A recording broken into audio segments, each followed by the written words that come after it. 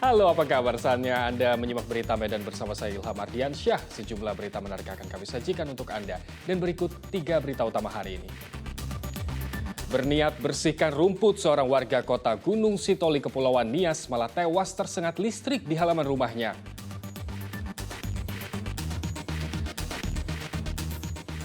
Dalam 2 bulan terakhir, harga beras medium dan premium di pasar tradisional Batangkuis, Kabupaten Deli Serdang terus melonjak.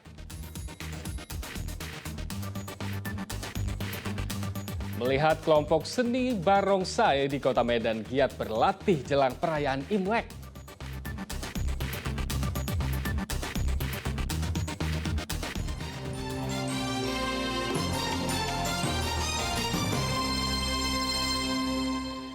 Kita ke informasi pertama. Berniat bersihkan rumput, seorang warga kota Gunung Sitoli, Kepulauan Nias malah tewas tersengat listrik di halaman rumahnya.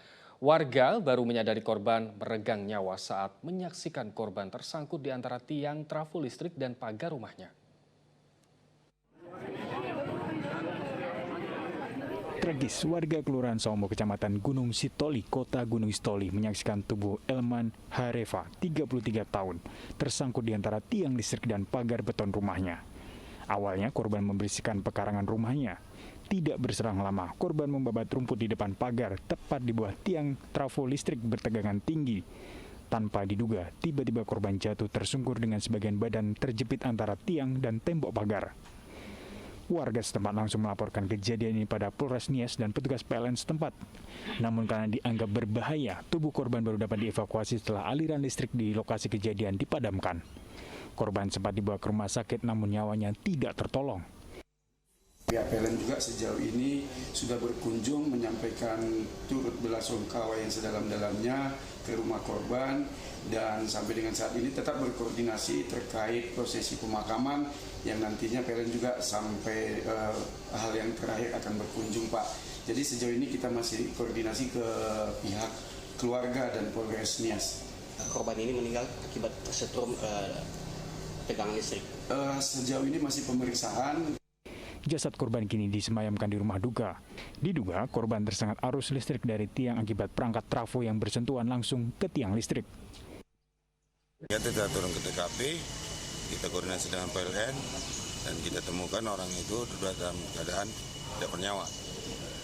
Sehingga kita ambil inisiatif untuk melakukan evakuasi terhadap korban dan kita bawa ke rumah sakit. Sehingga kita serahkan kepada keluarga untuk prosesnya kita lakukan penyelidikan.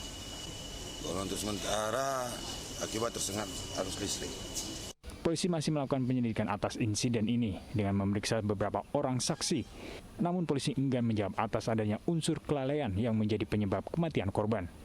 Di lokasi kejadian termasuk rumah korban telah dipasangi garis polisi. Tuti Alawiyah Lubis melaporkan dari kota Gunung Sitoli. Seorang paman bersama ponakan laki-lakinya menjadi korban serangan orang tak dikenal di Kelurahan Belawan 2, Kota Medan. Kedua korban dianiaya menggunakan celurit hingga telinga salah satu korban nyaris putus.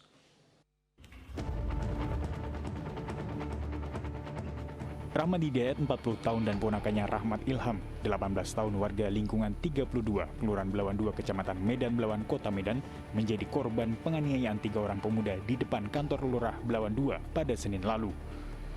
Kamera pengawas di rumah warga memperlihatkan ketiga pelaku berboncengan menggunakan motor dengan membawa senjata tajam berupa celurit dan langsung membabi buta menyerang kedua korban.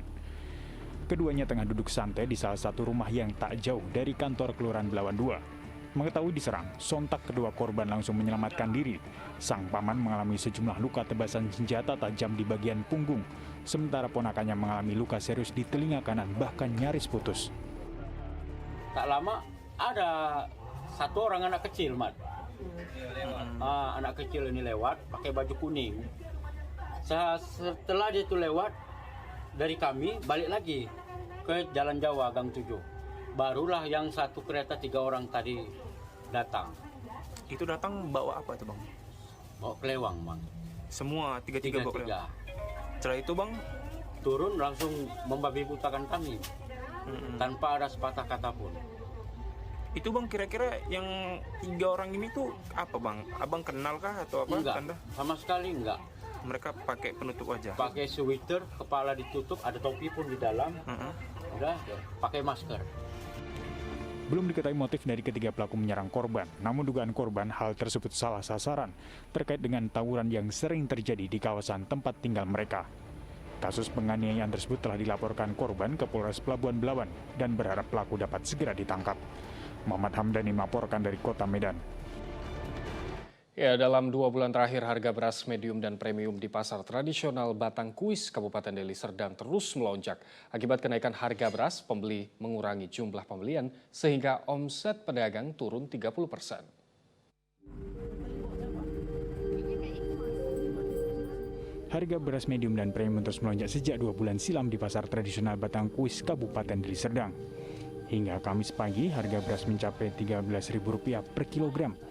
Untuk harga per karung, pedagang menjualnya seharga Rp64.000 per karung 5 kg sampai Rp345.000 per karung 30 kg. Diduga tingginya harga beras dipicu banjir yang mempengaruhi kualitas panen hingga permintaan meningkat jelang Imlek. Akibat kenaikan harga beras, pembeli mengurangi jumlah pembelian dari 5 kg menjadi 1 kg. Lalu masih 12, ini jadi 12,5. Biasa kalau beli beras berapa sih? Biasa aku 3 kilo, ini cuma sekilo lah. Cukup duitnya. Harapan kakak apa sih? Harapannya cuma turunkanlah beras, gula, minyak, semua turunkan. Dampak jumlah pembeli menurun, maka omset penjualan pedagang pasti ikut turun. Salah satunya Hendra, omsetnya turun 30% sejak kenaikan harga beras. Kalau yang 30 kilo, kisaran harga kemarin di kisaran 340-an. Sekarang sekitar kisaran 345. Nah, dampak naik semenjak beras dampak naik ini ya penjualan beras ya agak susut dikit sih. Sekitar ada 20-30% penurunan penjualan kita untuk khusus beras. Masyarakat berharap harga beras kembali normal. Muhammad Hamdani melaporkan dari Kabupaten Deli Serdang. Pemilu 2024 sudah di depan mata, total 1.105 orang mengikuti sesi wawancara secara bertahap dalam seleksi calon anggota panitia pemungutan suara PPS yang diselenggarakan KPU Kota Medan.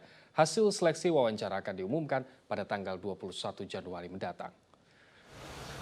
Seleksi wawancara peserta calon PPS berlangsung di Balai Penjaminan Mutu Pendidikan Jalan Bunga Raya, Kota Medan. KPU Kota Medan melaksanakan tahapan terakhir seleksi calon anggota PPS yang berlangsung selama 3 hari, mulai dari tanggal 18 hingga 20 Januari 2023. Materi wawancara meliputi pengetahuan kepemiluan, komitmen yang meliputi integritas, independensi, dan profesionalitas serta rekam jejak calon PPS. Dari 1.105 orang peserta yang mengikuti tahapan wawancara akan dijaring menjadi 453 orang sesuai dengan kebutuhan, yakni 3 orang per kelurahan. Setelah ditetapkan, PPS akan mengikuti bimbingan teknis dan membentuk tim panitia pemutakhiran data pemilih untuk mensukseskan pemilihan umum tahun 2024. Wawancarai itu nanti 1.105 orang, ya kebutuhan kita adalah 3 orang per kelurahan, kita punya 151 kelurahan. Jadi kalau melihat dari aspek kebutuhan, maka jumlah kebutuhan kita adalah 453 ya. Dan ini adalah rangkaian tahapan yang sudah hampir berakhir lah ya. Karena kita sudah melalui proses pendaftaran, ya, verifikasi administrasi, ujian tertulis dengan metode CAT itu sudah kita lewati. Dan hasil wawancara ini nanti akan diumumkan tanggal 21-22 ya.